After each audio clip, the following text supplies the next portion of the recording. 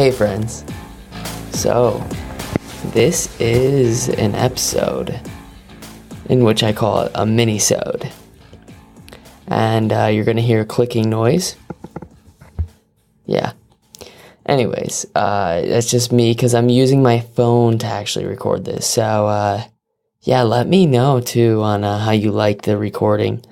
But anyways, this is an excerpt that I'd like to give to you because honestly, I think a lot of entrepreneurs deal with this anxiety, this addiction, and no one really talks about it, but it's a real addiction. Working on your business nonstop in fear that if you turn it off, you may not be able to turn it back on. It happens to a lot of us.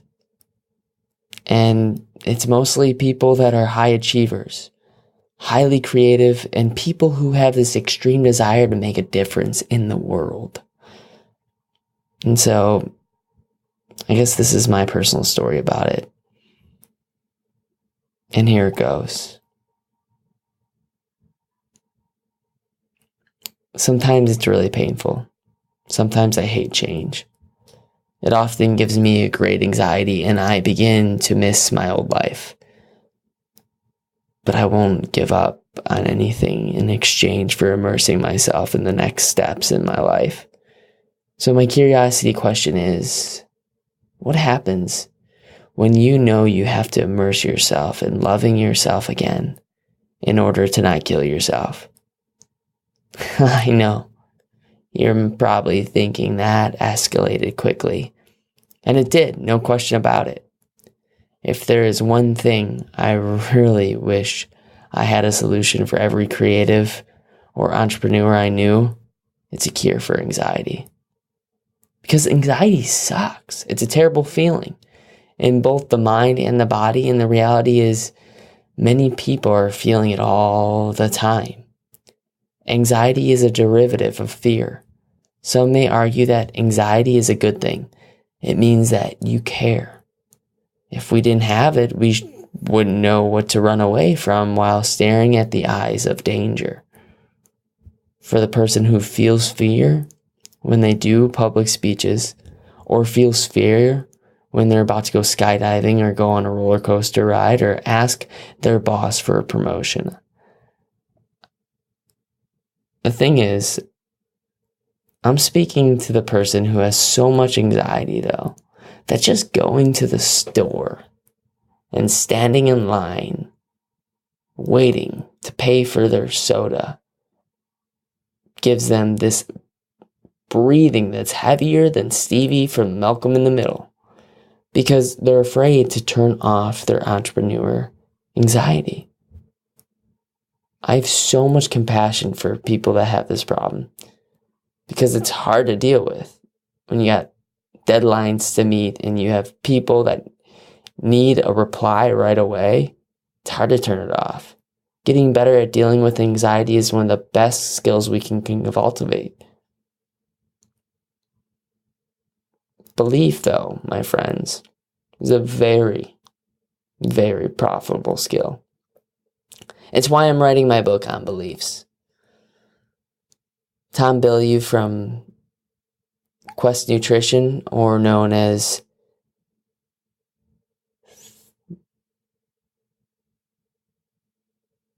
Impact Theory, has even said that the number one most profitable skill anybody can have in today's world is belief.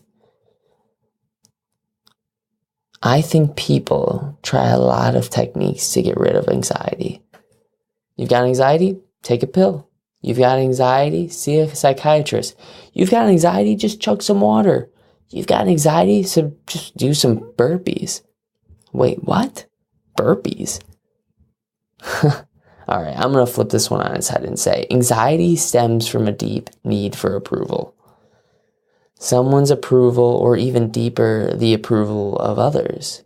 The approval that you are good enough and that you do matter.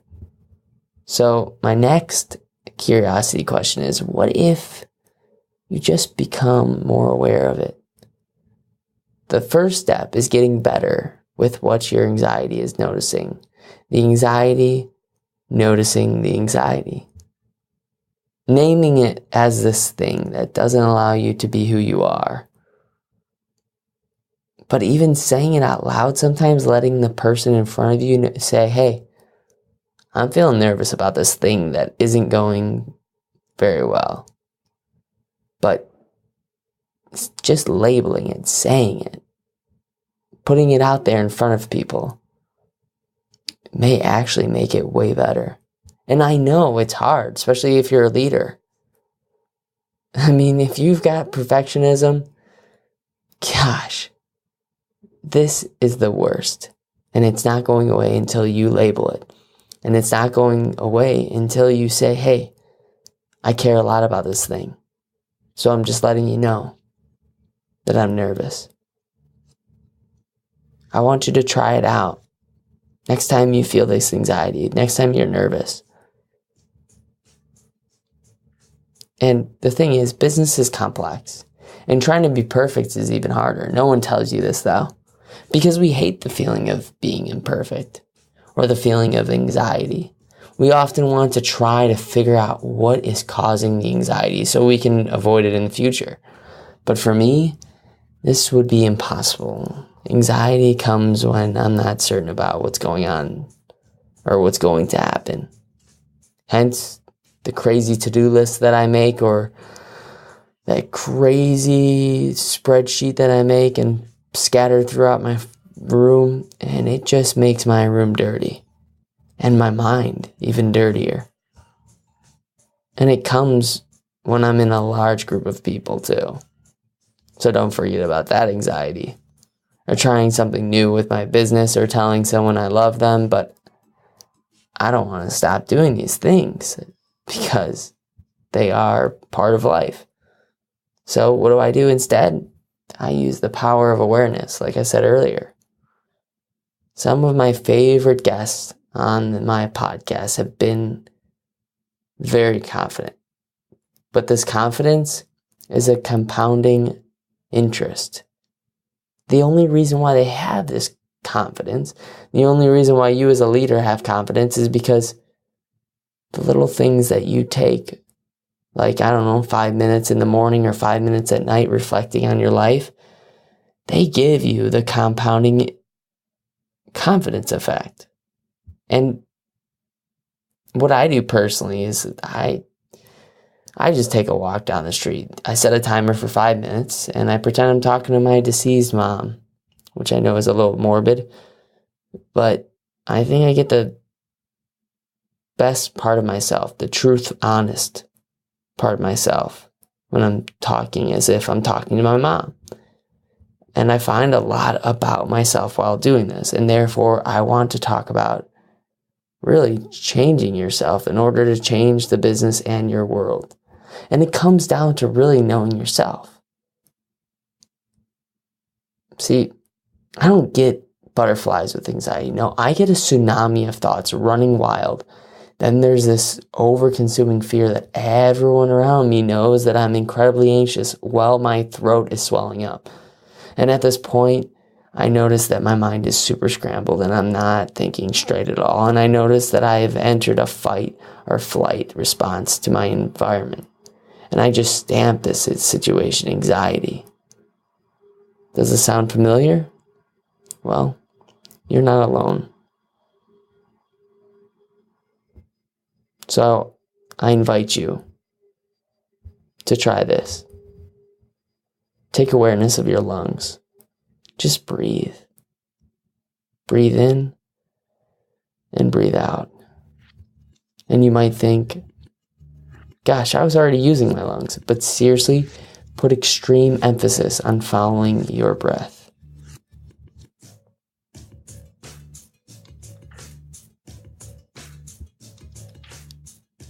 Awareness is key.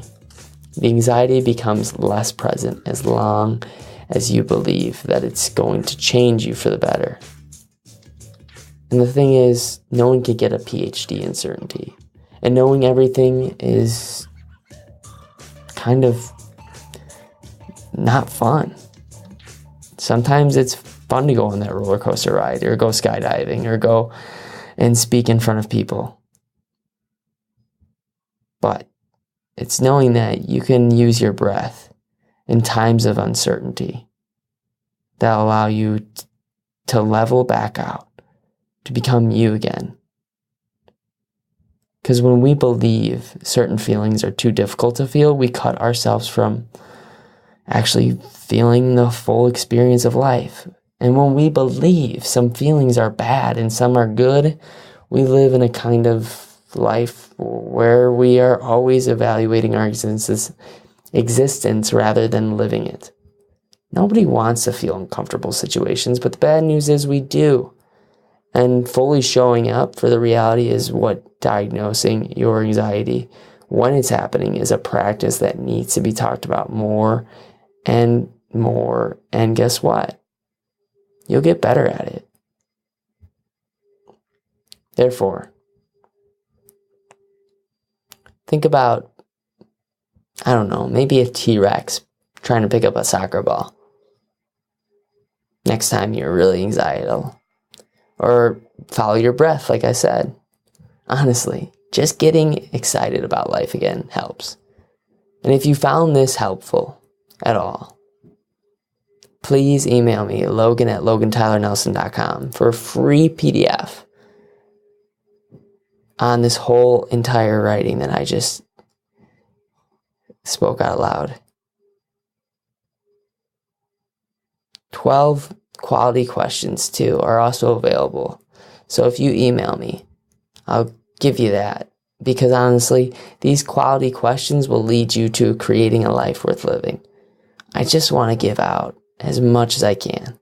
And I'm also offering 3 people, just 3 people though, that are having trouble getting themselves onto a podcast. I'm creating a course around it for those people because honestly, if you have a book or a business that needs to be marketed, a podcast is the best way to gain true fans, true fan members, and a tribe that will follow you forever. And we get super specific when we're trying to find podcasts for you to be on. Why? Because if you try to get on all of them, you will get on none of them. So you got to find out the right shows.